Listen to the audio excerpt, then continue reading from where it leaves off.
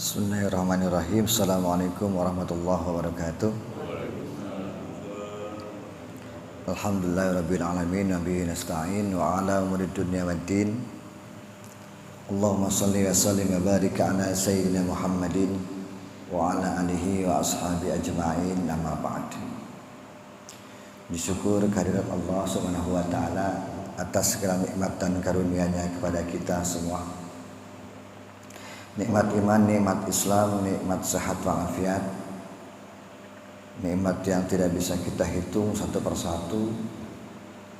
Semoga menjadi bagian pengingat sehingga kita senantiasa mengingat nikmat Allah. Dan ternyata fadilah Allah lebih luas daripada apa yang kita kumpulkan. Mudah-mudahan kita senantiasa menjadi hamba-hamba Allah yang bersyukur. Amin. Salawat dan salam semoga teriring dan tercurah kepada Nabi kita Muhammad SAW. Nabi yang senantiasa menjadi contoh terbaik, menjadi suri tauladan bagi seluruh umat manusia. Sehingga setiap perkataan dan perbuatannya ketika diikuti itu menjadi sunnah. Mudah-mudahan kita pun akan memperoleh syafaat beliau di yaumil qiyamah. Amin. Baik, sebelumnya kita baca Al-Fatihah terlebih dahulu untuk ambil khusus untuk pengarang kitab ini Syahnawi Al-Bantani. Dan juga Al-Fatihah kita hadiahkan, kita khususkan untuk orang-orang yang kita cintai, orang-orang tua kita, guru-guru kita, anak-anak kita, keluarga kita. Semoga yang mungkin beberapa waktu lalu meninggalkan kita, semoga amal ibadahnya Allah terima, semoga semua dosanya Allah ampuni. Dan bagi saudara-saudara kita yang masih dalam keadaan sakit, semoga Allah angkat penyakitnya, semoga Allah sembuhkan. Bagi siapapun mungkin yang pada saat ini dalam keadaan susah, sulit, mudah-mudahan Allah berikan kemudahan, Allah berikan kelapangan rezeki dan menikmati kehidupan seperti biasa sama dengan kita. Wa ala hadiniyah wa alaikum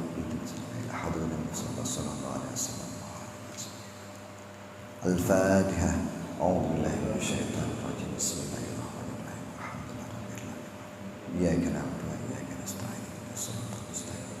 Shiratal ladzina an'amta 'alaihim ghairil maghdubi 'alaihim waladdallin. Bismillahirrahmanirrahim. Wal maqalatus sadisatu wal 'ashrun. Makalah yang ke-26. Auhallahu ta'ala ila ba'dil anbiya. Allah mewahyukan pada sebagian para nabi alaihissalam, man lakiyani bil maut. Ketika Allah mewahyukan kepada para nabi, Allah berkata, Allah berfirman, man lakiyani, siapa orang yang bertemu denganku, bil maut, bertemu karena kematian, wa huwa yuhibbuni, dan dia itu ketika mati yuhibbuni, mencintaiku. Kata Allah, ayistaqu ila wa yarghabu fi ma 'indi minas thawab. Orang-orang yang cinta dan rindu kepada Allah karena mereka sangat berharap pahala Allah. Adkhaltuhu jannati, kata Allah, saya akan masukkan, saya akan masukkan hu, kepada si iman, pada orang tadi, ad-jannati, kepada surga. Jadi ada orang yang ingin bertemu dengan Allah ketika dia meninggal, tetapi dalam keadaan dia mencintai Allah, karena berharap akan ridho dan pahala Allah, maka Allah akan masukkan ke dalam surganya. Ma'as-sabiqin, tentu saja dengan orang-orang yang telah lalu. Wa man laqiyani bil maut, siapa orang yang bertemu denganku karena sebab kematian, malhal, dan keadaannya wa huwa yakhafuni, dia dalam keadaan takut kepadaku. Ya, orang ini wafat tapi dalam keadaan takut kepada Allah, ayyu khafu adabi, atau takut kepada adabnya. Yang tadi yang pertama karena dia berharap pahalanya, berharap ridha Allah. Yang kedua dia wafat karena takut kepada azab Allah. Ajnabtuhu nari, kata Allah akan saya jauhkan dia dari nerakaku. Jadi dijauhkan dari neraka Allah. Waman lakiyani bil maut, dan orang yang ingin bertemu denganku karena kematian, wa huwa yastahyi minni, tapi dia dalam keadaan malu kepadaku. Orang yang malu kepada Allah itu ketika wafat malu. Kenapa? Bi annaqbidu nafsahu min syai'in khaufan min iqabillahi ta'ala fi. Ya karena dia itu menahan, nakbid nafsi, menahan. Nakbid itu tidak mengambil sikap. Ya, orang-orang malu pada Allah itu dia lebih baik menghindar, tidak mengambil sikap apapun, sehingga dia tidak mempermalukan dirinya sendiri. Khaufan karena dia takut min ikabillahi ta'ala. Jadi orang-orang yang karena dia meninggalkan maksiat, meninggalkan sesuatu hal yang sekiranya itu akan dapat murka Allah. Jadi orang-orang malu itu orang-orang yang khauf, orang takut. Jadi dia malu melakukan ini karena memang itu tidak pantas misalnya, itu karena niatnya memang malu kepada Allah. Maka orang-orang seperti ini ansaitul hafadota, aku akan melupakan para malaikat al-hafadhah, ay al-malaika alladzina katabu a'malah. Jadi orang-orang yang ketika mati, ketika wafat itu malu kepada Allah, maka Allah akan lupakan para malaikat dzunubahu, akan dosa-dosanya. Jadi malaikat juga ternyata bisa dilupakan Allah. Ya, malaikat Raqib dan Atid itu ketika orang itu mati dalam keadaan malu kepada Allah dilupakan. Jadi apa yang dicatat sebagai amal keburukan itu lupa malaikat. Jadi malaikat itu makhluk Allah yang sama dengan kita sebetulnya. Hanya karena dia itu adalah makhluk yang tidak kasat mata saja. Malaikat juga punya sentimen. Malaikat juga punya akal. Malaikat juga terkadang ya iri kepada manusia. Suatu hari Nabi pernah ditanya sama para sahabat, wahai Rasulullah, sesungguhnya iman yang paling hebat itu imannya siapa? Kata sahabat, ada yang bilang, apakah para malaikat? Tidak, kata Nabi. Apakah para nabi? Dulu tidak juga. Orang yang paling hebat imannya adalah orang-orang pada masa kita ini. Mereka itu tidak pernah bertemu dengan nabinya, tidak pernah tahu Tuhannya, nggak pernah belajar agama, tetapi iman kepada Allah. Dan dia iman kepada Rasul. Orang-orang muslim zaman sekarang kan seperti itu. Walaupun mohon maaf misalnya jarang ibadah, jarang puasa, jarang sholat, tapi ketika agamanya dicaci, agamanya dihina, wah mereka paling semangat. Kenapa? Karena iman. Mereka iman kepada Allah, iman kepada Nabi walaupun tidak pernah bertemu. Wah, itu luar biasa. Kalau malaikat wajar imannya hebat karena malaikat bertemu dan melihat Nabi. Mereka dekat dengan Allah dan mereka adalah makhluk yang paling taat kepada Allah. Ya, tetapi dalam banyak hal malaikat juga sama dengan manusia di beberapa hal. Salah satunya tadi, kalau orang itu wafat dalam keadaan malu kepada Allah, maka malaikat ini akan dilupakan Allah. Ansaitu al-hafadhata, Allah akan melupakan malaikat ini, penjaga ini, kepada amal-amal buruknya, dosa-dosanya. Fadlan minallahi ta'ala, sebagai anugerah dari Allah. Jadi ini sekaligus kabar gembira buat kita. Semoga ketika kita wafat, kita dalam keadaan memang malu kepada Allah. Nah, malu itu dalam istilah tasawuf namanya istihya. Nah, ada bagian teori atau praktek yang dilakukan para sufi. Bagian dari istihya itu ya itu dalam bahasa sufi itu inni uridu an natalabasa bi ni'matillah, itu sebagai istihya. Mereka itu ingin sekali memakai nikmat Allah dalam setiap hal. Jadi orang malu itu orang-orang yang merasa begini, saya itu kok dikasih nikmat Allah banyak, masa saya tidak bersyukur? Nikmat bukan hanya diukur dengan materi, tetapi juga nikmat sehat, bahkan lebih dahsyat. Ketika manusia, orang-orang yang beriman itu bangun tidur lalu merasakan kenikmatan, mereka berdoa kepada Allah, ya Allah, alhamdulillah Engkau telah mengembalikan nyawaku ke dalam tubuhku sehingga aku bisa bangun dengan sempurna. Sehingga mereka tuh merasa nikmat. Dan mereka ingin sekali menggunakan nikmat-nikmat apapun yang dia peroleh sebagai nikmat yang Allah berikan kepadanya. Sehingga ketika orang yang senantiasa mengingat nikmat-nikmat Allah inilah mereka yang dianggap sebagai istihya, orang-orang yang merasa malu kepada Allah. Masa kita yang ukuran rezeki itu hanya duit saja, misalnya hanya uang saja. Ketika kita mendapatkan uang, misalnya proyek tertentu atau misalnya uang bonus tertentu, lalu kita bersyukur kok nunggu punya uang dulu. Padahal betapa istihya itu adalah merasakan seluruh kenikmatan yang Allah berikan. Bangun tidur kita merasa nikmat.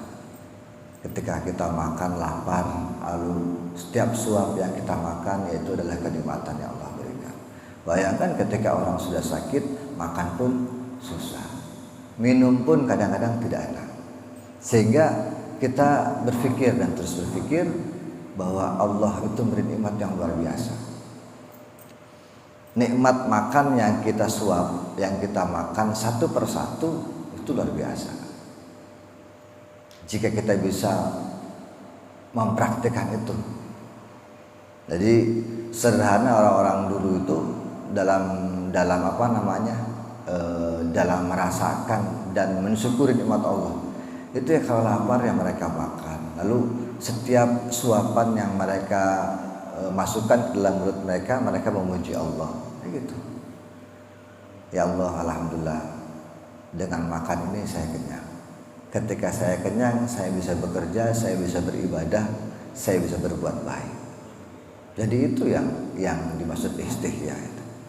Mereka senantiasa menginginkan bahwa segala sesuatu yang diperoleh oleh dirinya setiap hari, setiap detik, setiap menit adalah semata-mata merupakan nikmat yang Allah berikan.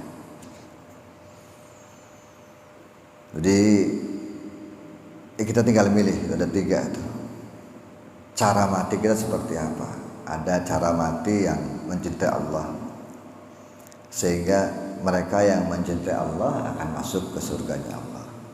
Cara mati yang kedua adalah cara mati ketika mereka itu takut kepada Allah. Orang-orang takut kepada Allah itu akan dijauhkan dari neraka. Yang ketiga, orang-orang yang malu kepada Allah. Orang-orang yang malu kepada Allah, itulah kemudian Allah akan lupakan para malaikat ketika mencatat amal buruknya.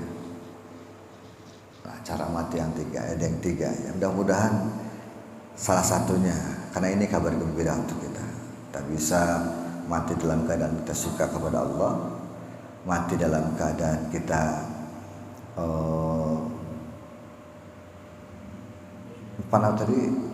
takut kepada Allah. Yang ketiga, mati dengan cara kita malu kepada Allah. Nah, mudah-mudahan nanti pun kita akan, mudah-mudahan ya, semoga, karena kita harus mempromosikan bahwa kita ini semua akan masuk surga. Man qala la ilaha illallah dakhalal jannah. Tapi dengan syarat biyaqini qalbi atau biridoi qalbi, dengan keridhaan yang ada di hati atau keyakinan yang ada di hati. Sehingga kalimat la ilaha illallah ini adalah kalimat pamungkas. Tidak ada yang bisa mengalahkan kalimat ini. Mudah-mudahan dengan cara kita tidak hanya mempraktekkan zikir la ilaha illallah itu dengan sekian kali, tapi meyakini bahwa sesungguhnya Allah itu adalah satu dan Muhammad adalah utusan Allah. Hingga kalimat ini menjadi kalimat pamungkas. Mudah-mudahan kalimat inilah yang membawa kita nanti kepada surganya Allah. Wal maqalatu sabi'atu wal ishrun, makalah yang ke-27, an Abdullah bin Mas'ud, dari Abdullah bin Mas'ud radhiyallahu an, addi maftaradallahu alaika. Addi itu mendatangi, maftaradu apa yang telah diwajibkan diwajibkan oleh siapa? Allah alaika, atas kamu. Bitamam, dengan sempurna, takun abdan nas, ay tasir aksar nas ibadah. Orang-orang yang senantiasa mendatangi ibadah fardu. Jadi orang-orang yang senantiasa melaksanakan ibadah fardu dengan ukuran sempurna, maka takun abdan nas, dia akan menjadi hamba, sebaik-baiknya hamba Allah. Di ukuran ibadah fardu itu adalah mendekati kesempurnaan atau yang sempurna, sehingga orang-orang yang senantiasa melakukan ibadah fardu dengan kesempurnaan, mereka adalah sebaik-baik dari hamba Allah. Jadi kalau yang sunnah ya biasa saja, tapi yang fardu itu harus sempurna. Ya, kita kadang-kadang kebalik, kebanyakan yang sunnah kayaknya kalau nggak ditinggalkan tuh nyesel. Ada orang yang sholat duha setiap hari, duha terus. Padahal ketika zaman sahabat itu disebut di kitab Ihya Ulumuddin, itu ada, kalau nggak salah itu Ibnu Mas'ud itu pernah memarahi orang yang sholat duha setiap hari. Ini ngapain sholat duha setiap hari? Seminggu sekali aja sholat duha. Jangan menganggap kemudian yang sunnah itu diwajibkan. Cara berpikirnya cara berpikir agama, jangan cara berpikir nafsu kita. Kalau cara berpikir nafsu kita ya seolah-olah begitu. Ketika kita duha tiap hari, terus kemudian Allah mengijabah doa-doa kita, mengijabah sholat kita, lalu kemudian Allah kabulkan, dikonversi dengan rezeki yang diberikan Allah. Ya tidak begitu, itu cara berpikir kita. Cara berpikir malaikat, cara berpikir Allah ya, cara berpikir hukum ya tetap duha itu adalah sunnah. Sehingga ketika kita merasa tiap hari duha terus, itu jadi seolah menjadi wajib. Padahal ibadah kita yang fardu masih jauh dari sempurna, misalnya. Sehingga kata Ibnu Mas'ud begitu, ukuran seseorang itu adalah hamba Allah yang baik adalah ketika dia itu senantiasa mendatangi ibadah fardu dengan sempurna.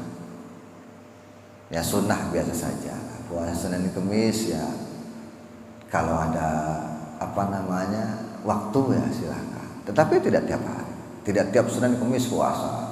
Nabi pun demikian. Nabi puasa Senin Kemis tapi tidak tiap hari puasa. Bahkan ada riwayat yang menyatakan begitu, ketika Nabi pulang dari masjid, pulang ke rumah, lalu tanya kepada Aisyah, Aisyah adakah makanan di rumah? Kata Aisyah, tidak ada ya Rasulullah. Faidan inni shaim. Kalau begitu saya puasa. Artinya mafhum mukhalafahnya, Nabi tidak puasa kalau ada makanan. Ternyata Nabi datang ke rumah tidak ada makanan, sehingga faidan inni shaim, Nabi tidak puasa. Dan begitu ibadah sunnah anggaplah sebagai ibadah sunnah. Tetapi yang paling penting adalah ibadah fardu. Sempurnakan ibadah fardu kita. Nah kita kadang-kadang kebalik. Kalau Ramadan sholat taraweh seolah-olah taraweh itu menjadi suatu hal yang luar biasa. Wah buru-buru pokoknya pengen sholat taraweh terus setiap hari. Padahal sesungguhnya tarawih itu sunnah. Ya kita tidak usah janggal juga ketika ada orang yang tidak tarawih. Mungkin orang tidak tarawih itu karena masih bekerja lalu pulang malam di jalan. Mungkin ada juga orang yang tidak tarawih karena dia berjualan mencari nafkah. Sehingga kalau kita balik, mencari nafkah dengan sholat tarawih yang sunnah wajib mana? Wajib mencari nafkah. Itu yang wajib.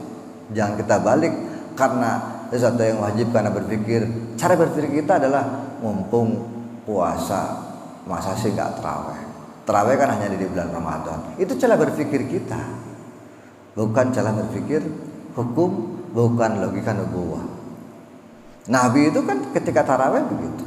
Ya dia 1 hari, 2 hari, 3 hari setelah itu Nabi tidak datang ke masjid lagi. Ketika ditanya oleh para sahabat, Nabi bilang, saya takut kalau ibadah ini menjadi beban wajib buat kalian. Sehingga kata-kata wajib itu membebani.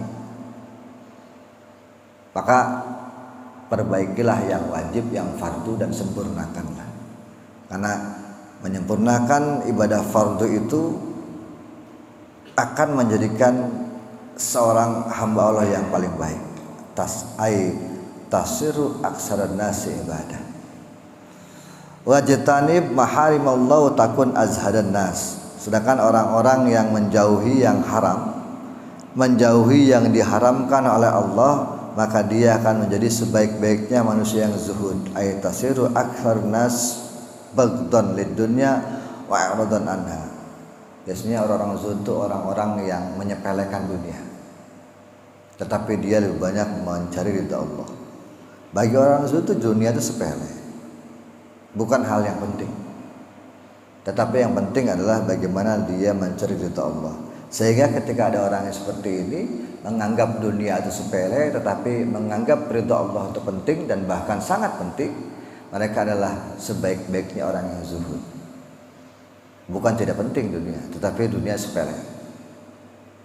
Kecil. Sekalipun saya misalnya menjadi seorang pengusaha dengan nilai konversi materi sekian, itu kecil, hal sepele. Sehingga ketika sedekah tidak pernah dihitung. Saya punya uang sekian, saya sedekahkan, tidak pernah dihitung. Kenapa? Karena bagi saya sepele. Bagi Allah itu gampang saja. Allah lah yang pemilik langit bumi ini, Allah lah yang kemudian mengatur seluruh kehidupan dunia ini. Sehingga sepele saja.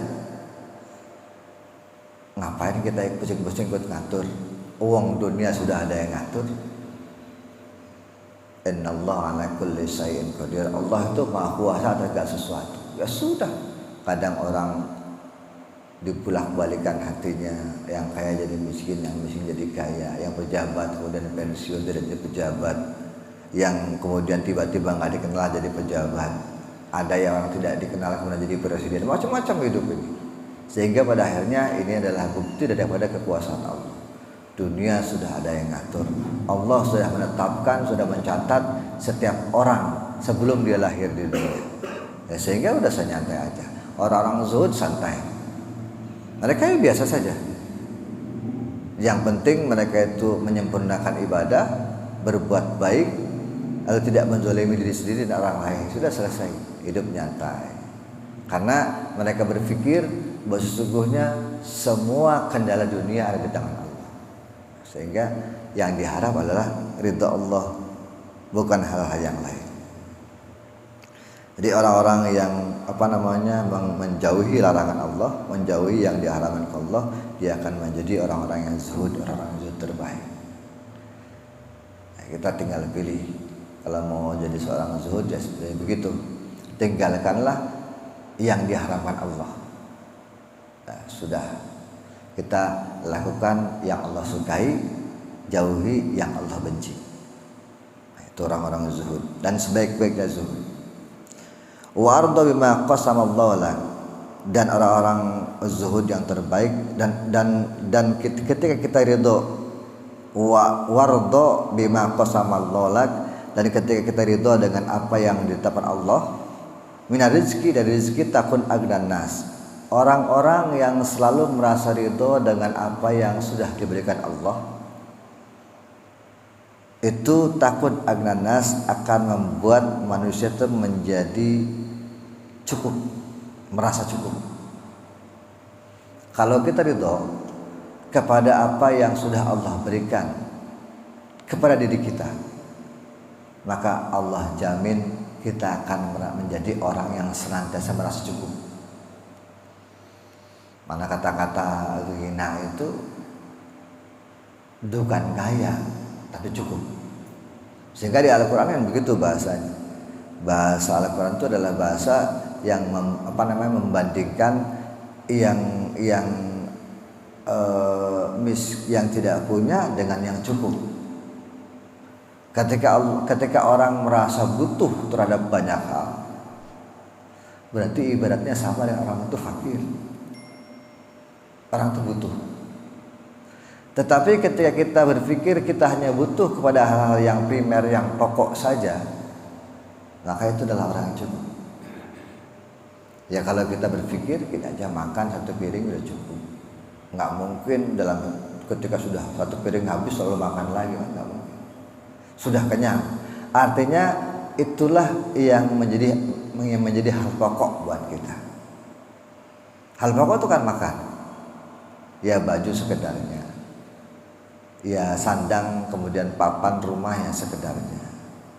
Hal yang lain juga sekedarnya. Karena yang paling penting bagi kita adalah makan. Sehingga makan itu menjadi hal yang sangat istimewa.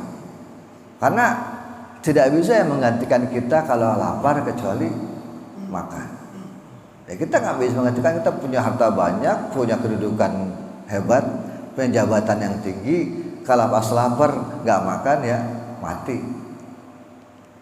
Sehingga disitulah kemudian makan menjadi prioritas. Ternyata makhluk yang dianggap hebat seperti manusia, dianggap berakal seperti manusia, ternyata masih kalah dengan nasi.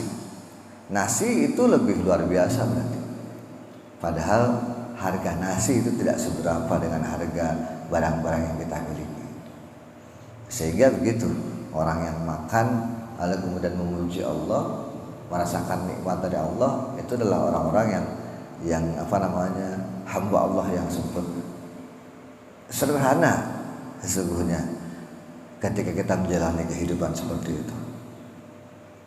Wa bima qasamallahu laka takun agnan nas, atau aitasiru aksarun nas malan. Orang yang seperti ini itu menjadi orang yang paling banyak hartanya. Jadi kalau orang sudah dicukupkan oleh Allah, maka juga hartanya dicukupkan oleh Allah. Sehingga mereka tidak pernah kekurangan. Karena yang dibutuhkan oleh mereka ya sesuatu yang primer ya mereka kejar, yang sekunder ya mereka sepelekan. Biasa saja orang kebutuhan kita bukan itu. Yang primer kita kejar, kita jadikan sebagai bagian dari nikmat hidup dan merasa ridho atas apa yang Allah berikan. Sehingga orang seperti ini ya nyantai hidupnya. Baik, satu lagi hadis wal maqalatus saminatu wal ishrun, makalah yang ke-28 an Salih al-Marqadi. Ini nama-nama ajam. Ada yang baca al-Marqadi, ada yang baca al-Muraqidi. Ya, sesuatu yang ajam itu memang fasna bihi masyita.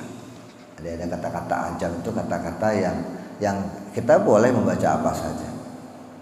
Kadang-kadang kalau kita tahu ada nama-nama orang yang ajam itu nama-nama seperti Tirmidzi. Ada yang baca Tirmidzi, ada yang baca Turmudi, ada yang baca Tarmizi, macam-macam.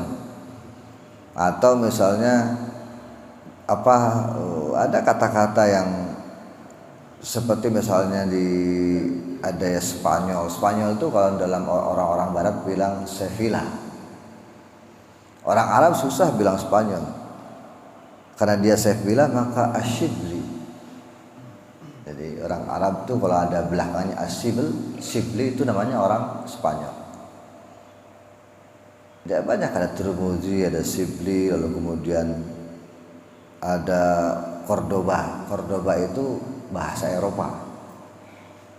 Kalau bahasa Arabnya itu Kurtuba atau Kurtubi. Sehingga kalau ada orang belakangnya Imam Qurtubi, nah itu artinya orang-orang yang berasal dari Spanyol. Jadi itu bahasa ajam. Bahasa ajam itu fasna maksita. Ya boleh, silakan Anda kreasi sendiri lah, karena memang tidak ada yang sama. Yang Bukhari itu belakangnya siapa namanya? Muhammad bin Ismail bin belakangnya itu ada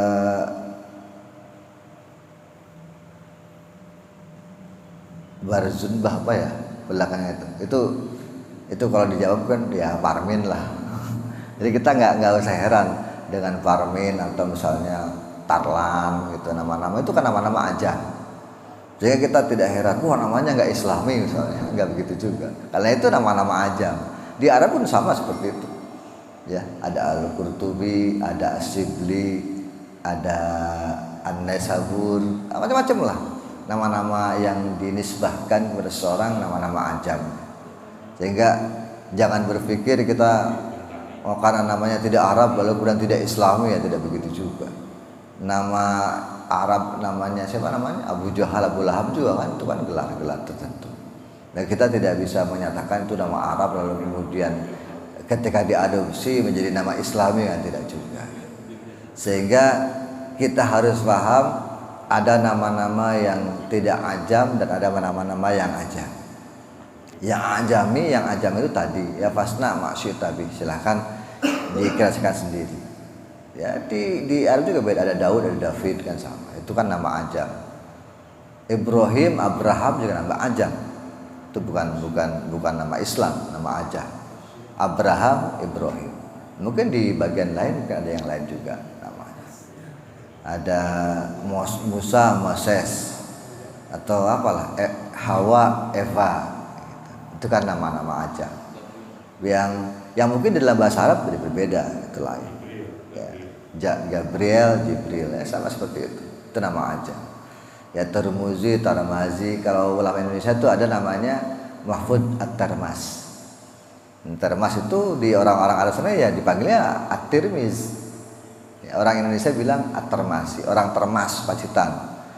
Ya Syekh Mahfud At-Tarmas itu punya kita namanya Hasyatut Tarmasi.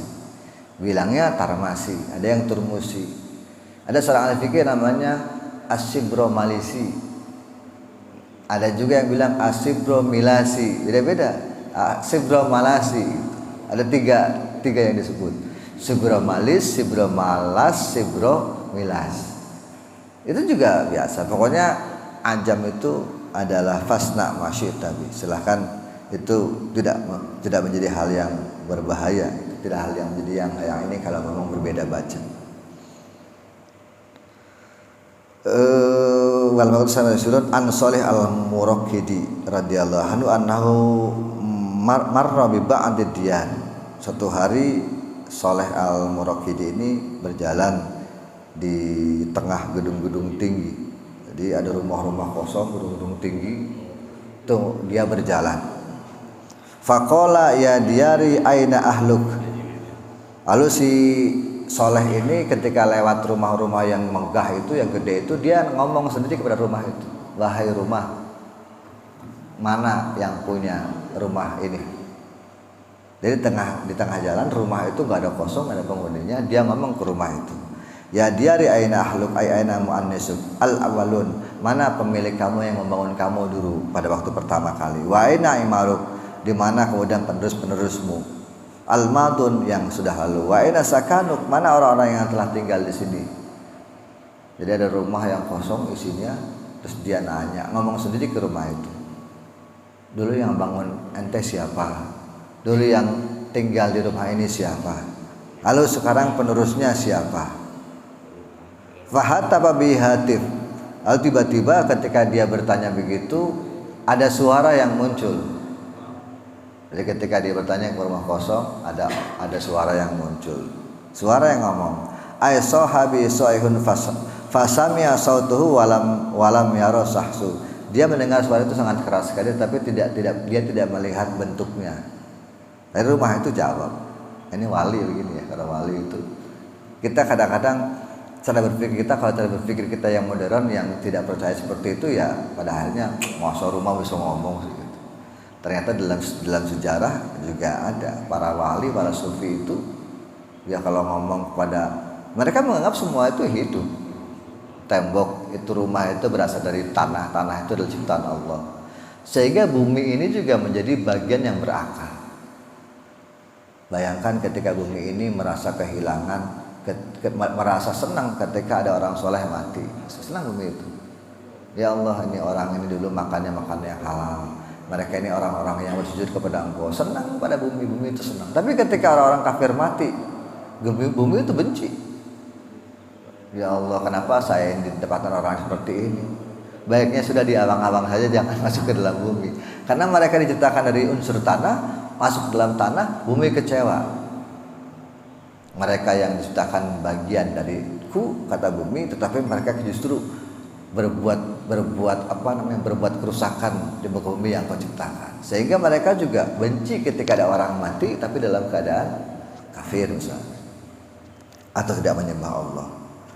Ketika Soleh al-Murakkini melewatkan rumah, kemudian ditanya, wahai rumah, mana penghunimu, siapa yang membangun kamu, lalu kemudian siapa yang tinggal di sini dulu. Fahatapa bihatif, lalu kemudian terdengar suara yang sangat keras. Apa jawabannya? In qata'tu asarihim, sesungguhnya telah habis orang-orang yang dulu di rumah ini, ai alamatihim, wa baliyat, dan telah rusak, ayfaniyat tahta turab ajsami. Sesungguhnya orang-orang yang bangun rumah ini sekarang sudah hilang.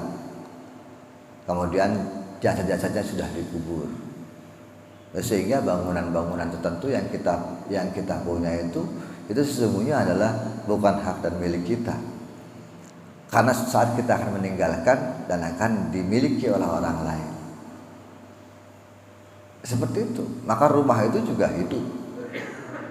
Rumah itu menjadi rezeki bagi pemiliknya. Sehingga begitu. Wajar ketika kemudian ada orang sufi seorang wali yang begitu, yang kemudian bertanya, rumah itu menjawab, in qata'at atharuhum, telah habis, telah hilang bekas-bekas atau orang-orang yang dulu pernah tinggal di rumah ini. Wa baliyat tahta turabi ajsamihim, dan mereka sudah terkubur jasadnya di bawah tanah. Wa baqiyat a'maluhum qalait, yang masih tersisa adalah amal-amal mereka yang digantungkan, ay atwafan fi a'naqihim, di dalam leher-leher mereka.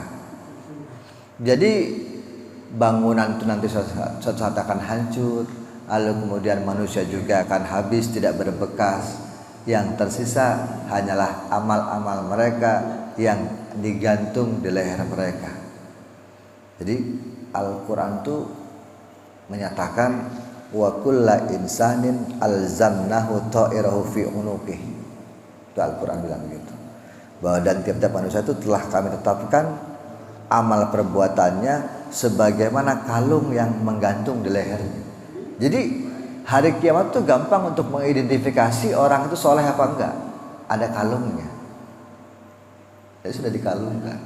Nah sekarang mah kalau orang haji begitulah kira-kira. Orang haji itu kalau banyaknya orang kan ada beridentifikasi kan. Ada haji Indonesia kelihatan. Kalungnya ya ada ID card Indonesia. Sehingga untuk nanti untuk ketika Allah melakukan hisab nanti, ya untuk mengukurnya gampang, kalungnya kelihatan. Yang warna hijau ini berarti yang ibadahnya rajin, gitu. Yang warna kuning ini ibadahnya kurang rajin, kelihatan. Jadi Allah gampang mengidentifikasi.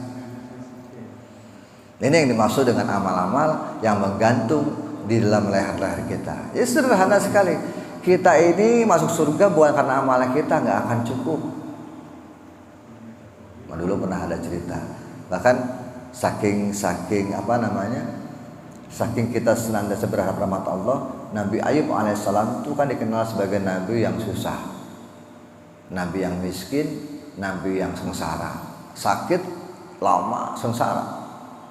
Tapi kemudian Allah takdirkan Nabi Ayub menjadi sembuh dan kemudian menjadi orang kaya. Ketika kaya raya itu satu hari Nabi Ayub itu didatangi oleh belalang tapi yang berasal dari emas yang nempel di bajunya. Lalu kemudian dikejar oleh dia. Padahal dia udah kaya. Karena begini, ketika orang kaya itu pasti akan kurang. Itu Nabi seperti itu. Maka Allah kemudian menegur, wahai Ayub, engkau sudah saya beri kekayaan, kamu masih kurang saja. Jawaban Nabi Ayub unik, ya Allah, ini adalah rahmat yang kau berikan. Masa saya tidak mengejar rahmat engkau ya Allah. Artinya rahmat Allah yang begitu luas, keagungan Allah yang begitu luas, keutamaan yang begitu luas, masa kita tidak kejar. Artinya itu adalah keagungan Allah menurut versi Nabi Ayub alaihissalam. Sehingga ya itu, masa saya lupa sih, saya tidak mau ketika ada nikmat yang Allah berikan, saya kejar nikmat kau. Jadi ini apa namanya, cerita di bagian akhir ini adalah sebuah ibarat bahwa rumah-rumah yang kita bangun, lalu kemudian apa namanya, amal-amal yang kita tinggalkan, yang pernah kita berikan, ternyata yang berlaku nanti hanya kalung yang menempel atau amal yang menempel di dalam diri kita.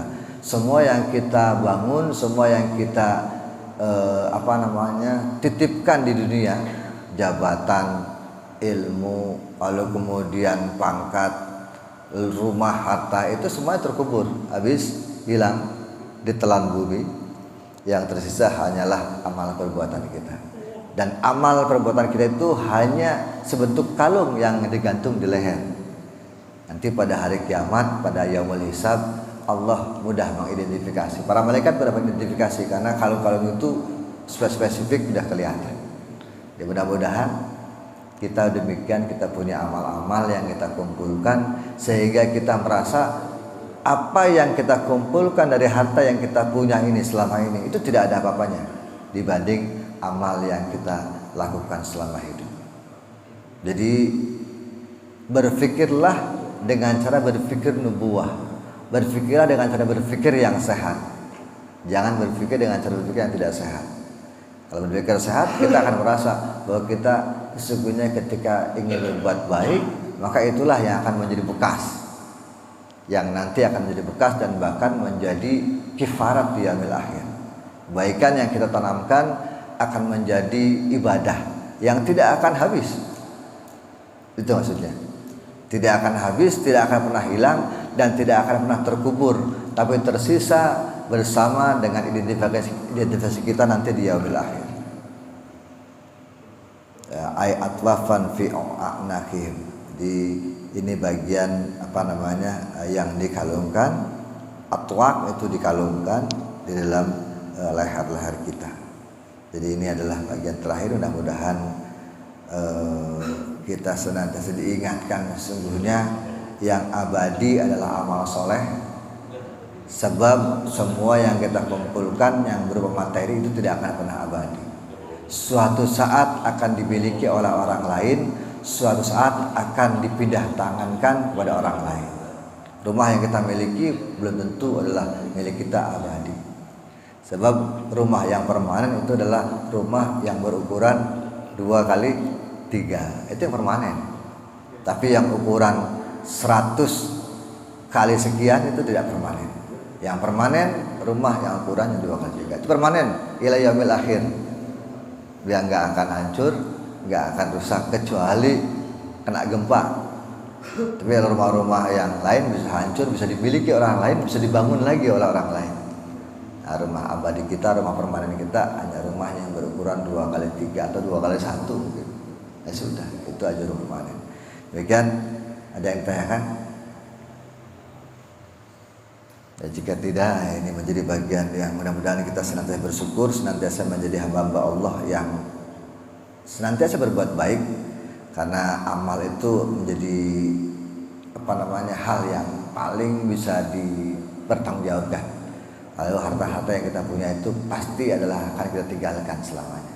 Demikian, mudah-mudahan ada manfaatnya. Subhanakallahumma bihamdika asyhadu an la ilaha illa anta astaghfiruka wa atubu ilaik. Wassalamualaikum warahmatullahi wabarakatuh.